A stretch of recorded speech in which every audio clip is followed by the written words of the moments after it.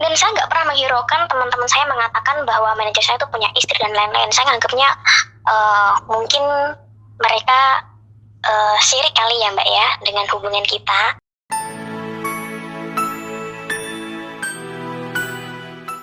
Halo teman-teman Tiba Dewi Cinta semuanya, jumpa lagi ya di episode saya hari ini, yaitu di Suara Istri.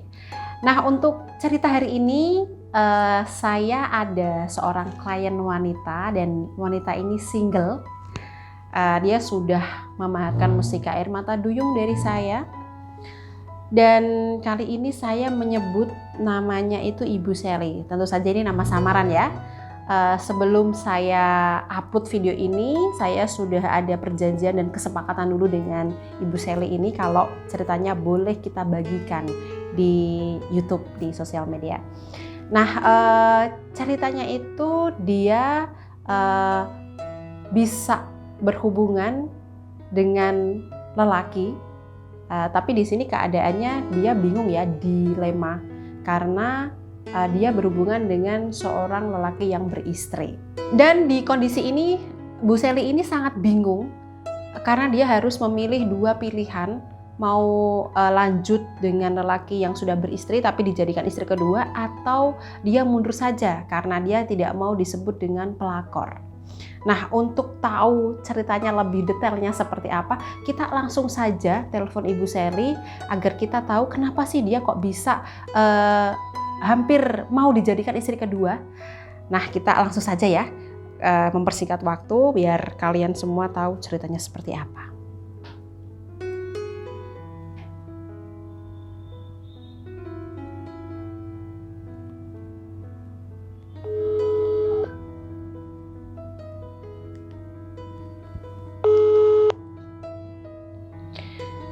Halo, selamat pagi Ibu Sally. Iya, selamat pagi Mbak Maida. Iya, kali ini kita bersama teman-teman Ibu. Saya di sini bersama teman-teman Dewi Cinta semuanya. Ingin tahu cerita Ibu bagaimana? Karena sebelumnya kita sudah sepakati dulu ya Bu ya, kalau ceritanya boleh kita jadikan pembelajaran bersama di sini. Nah, Ibu, kita semua ingin tahu loh cerita Ibu itu bagaimana, kenapa bisa memahirkan mustika air mata duyung, dan ingin tahu kisah cintanya Ibu itu sejauh mana, kok bisa hampir mau dijadikan istri kedua Ibu. Iya Mbak Maida. Jadi saya cerita dari awal ya Mbak ya. Iya. Boleh tahu untuk usianya Ibu itu berapa tahun, biar teman-teman juga bisa mengetahui, oh usianya Ibu Sally masih muda ya, begitu. Usia saya 23 tahun Mbak, dan saya kerja di showroom mobil, semacam sales mobil, saya bagian itu. Iya, lalu? Iya Mbak, jadi saya kan termasuk karyawan baru ya di sana. Saya baru berapa bulan kerja di showroom mobil tersebut. Nah, akhir-akhir ini saya tuh merasa manajer saya atau atasan saya itu selalu ngedeketin saya, selalu perhatian dengan saya. Ya gimana ya Mbak ya, yang namanya sales kan kita juga selalu menjaga penampilan, kita perawatan, kita selalu touch up, make up terus ya Mbak ya. Karena saya ini kan bener-bener yang sering ikut event-event kayak gitu Mbak.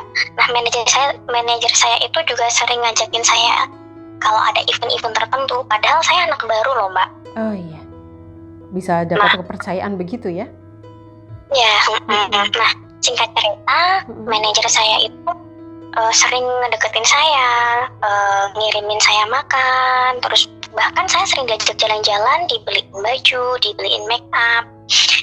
Nah, sejauh ini saya ngiranya ya fine-fine aja lah kayak gitu. Tapi semakin kesini kok saya nyaman ya. Apalagi manajer saya kan juga tampan ya Mbak, jadi nggak bisa dipungkiri, mapan juga. Jadi itu kriteria saya banget Itu loh Mbak. Iya, baik. Untuk usianya, Ibu apakah tahu usia dari manajer Ibu itu? Iya, jadi untuk usia dari manajer saya sendiri itu saya kurang tahu pasti sih Mbak. Kira-kira 29-30-an mungkin. Oh iya, baik. Iya. Jadi itu Mbak, kita itu pokoknya kita udah sering jalan bareng, makan bareng, dan kita sampai udah bikin kayak komitmen gitu Mbak. Jadi antara saya dan juga manajer saya itu kita udah saling berkomitmen untuk kita saling sama-sama seperti itu. Sama-sama di sini itu dalam artian Ibu ingin bisa berhubungan serius begitu atau bagaimana? Iya Mbak, jadi kita sudah berkomitmen ingin lebih serius lagi ke jenjang yang selanjutnya. Mengingat usia saya dan saya single dan juga usia dari manajer saya. Oh iya. Seperti itu. Baik. Nah sebelumnya itu juga teman-teman saya tuh ada yang bilang bahwa manajer saya tuh sebenarnya sudah punya istri. Iya. Jadi saya kayak apa ya Mbak, antara percaya dan tidak seperti itu loh. Karena memang sejauh ini ya perhatiannya itu seperti layaknya kita sepasang kekasih. Dan saya nggak pernah menghiraukan teman-teman saya mengatakan bahwa manajer saya itu punya istri dan lain-lain. Saya nganggapnya mungkin mereka sirik kali ya Mbak ya dengan hubungan kita. Seperti itu Mbak. Iya. Ibu mengetahui hal itu, yang Ibu lakukan apa setelah mendengar cerita dari teman-teman di sekitar Ibu kalau manajer Ibu itu sudah punya istri, kemudian dia masih saja mendekati Ibu, yang Ibu lakukan bagaimana? Iya, awalnya saya tuh nggak percaya Mbak kalau manajer atau atasan saya itu punya istri. Karena memang kita sudah berkomitmen Mbak, kita sudah saling berjanji satu sama lain, dan hubungan kita itu sudah apa ya Mbak ya, bisa dikatakan jauh lah Mbak. Seperti itu.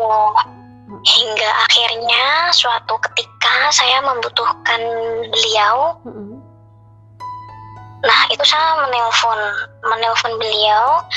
Nah yang mengangkat telepon saya itu seorang wanita. Dia menanyakan siapa saya, dan saya berkata jujur dong Mbak. Saya mengatakan apa adanya sesuai yang telah saya lalui. Seperti itu.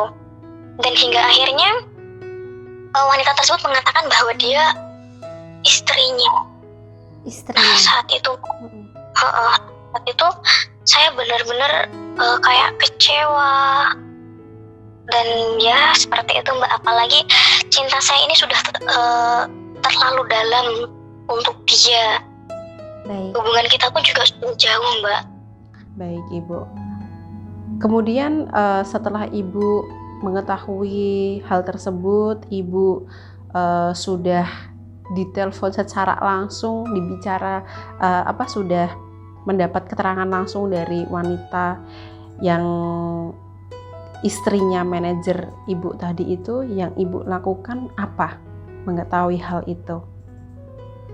Iya Mbak, jadi awalnya wanita itu marah-marah maki-maki saya. Saya balas dong Mbak, kan nggak ada buktinya kalau dia itu istrinya. Begitu. Kan kayak gitu. Jadi saya kan pacarnya Mbak, jadi saya saat itu benar-benar saya nggak tahu, dan apalagi saya mencintainya loh Mbak. Cinta itu nggak bisa disalahkan. Jadi ketika dia marah-marah sama saya balas marah-marah sama dia. Tanpa Ibu ketahui ya, tanpa Ibu sadari kalau sebenarnya dia itu adalah istri dari manajer Ibu ya? Iya Mbak. Hingga akhirnya setelah kita cekcok ya di handphone, paginya saya mau ketemu sama pasangan saya atau manajer itu ya. Nah semuanya dijelaskan kepada saya dengan sejelas-jelasnya, dan dia mengakui Mbak bahwa itu memang istrinya. Begitu. Saat itu saya benar-benar shock. Saya udah bingung, saya nggak tahu harus ngapain dan harus bagaimana. Iya, baik Ibu. Kemudian langkah berikutnya, apakah Iya. Ibu langsung menerima kalau manajer Ibu ingin menjadikan Ibu istri kedua Ibu atau bagaimana? Iya Mbak, setelah itu dia selalu meyakinkan saya bahwa semuanya akan baik-baik saja dan saya akan dijadikan istri kedua. Iya. Sebenarnya Mbak ya, dari lubuk hati saya yang paling dalam, saya itu nggak mau Mbak merusak rumah tangga orang lain. Tapi di sisi lain saya tuh mencintainya. Jadi posisi saat ini saya benar-benar bingung Mbak, antara cinta atau entahlah, saya nggak tahu Mbak harus bilang seperti apa. Iya, baik. Saya paham Ibu. Iya Mbak, sebenarnya gimana ya Mbak ya, kalau saya mempertahankan cinta ini, saya ya harus ikhlas jadi istri kedua. Dan saya juga masih berpikir Mbak, saya masih memakai logika, apa iya takdir saya menjadi istri kedua seperti itu. Iya. Tapi di sisi lain saya juga sakit Mbak, saya merasa dibohongi jika seperti ini. Iya, saya paham apa yang Ibu rasakan. Dan setelah hal ini terjadi, yang Ibu lakukan apa Ibu? Iya Mbak, hingga akhirnya saya bingung antara saya harus jadi istri kedua. Berarti saya pelakor ya Mbak? Ya seperti itulah. Saya nggak mau Mbak jadi seperti itu, saya nggak mau jadi pelakor. Hingga akhirnya saya waktu nonton YouTube, saya ketemu dengan channelnya Mbak Meida. Saya konsultasi dengan Mbak Meida. Dan Mbak Meida menyarankan saya memanfaatkan mustika air mata duyung. Iya, betul sekali. Mbak, saya mengikuti aturan Mbak Meida, saya mengikuti perintahnya Mbak Meida, mengoptimalkan sesuai buku panduannya.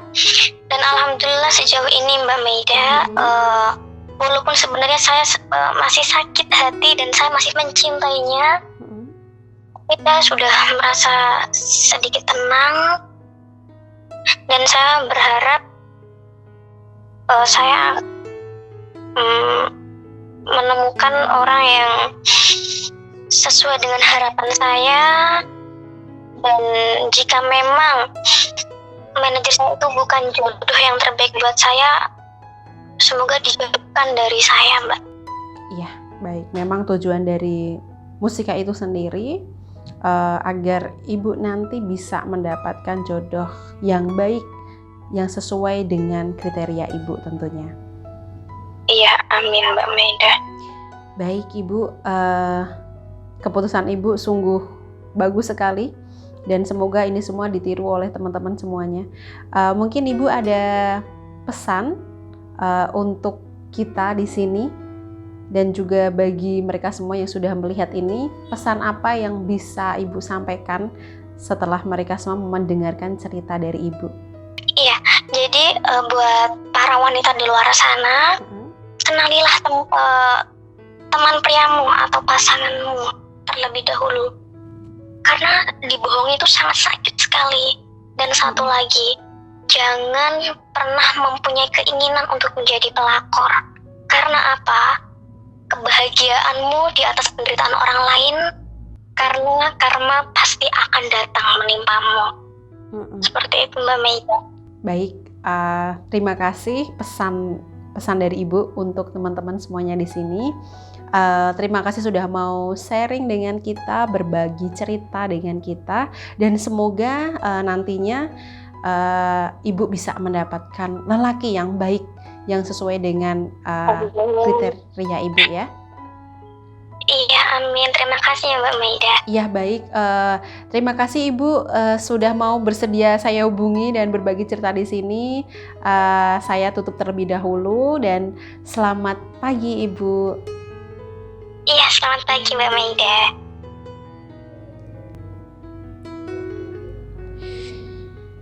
Oke, itulah tadi cerita dari Ibu Sally ya. Semoga ini semua bisa menjadi pembelajaran untuk kita. Kisahnya sungguh menginspirasi. Dan buat kalian yang single, pesan untuk kalian semua, carilah lelaki yang single. Dan sebelum kalian berpacaran lebih serius lagi, selidiki dulu lelaki itu apakah sudah punya istri atau belum, apakah dia masih single atau sudah pernah menikah. Nah, itu diselidiki dulu biar tidak sakit hati seperti Ibu Sally ini ya. Nah, untuk itu terima kasih sudah mau nyimak dan nonton video ini sampai akhir.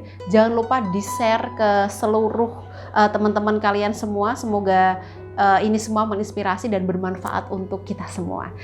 Dan satu hal lagi, kalau kalian ingin berkonsultasi karena bingung, ingin memilih keputusan yang mana, karena tidak ada orang yang ingin mau Anda curhati, silahkan langsung saja curhat atau konsultasikan kepada saya melalui nomor yang ada di deskripsi video ini.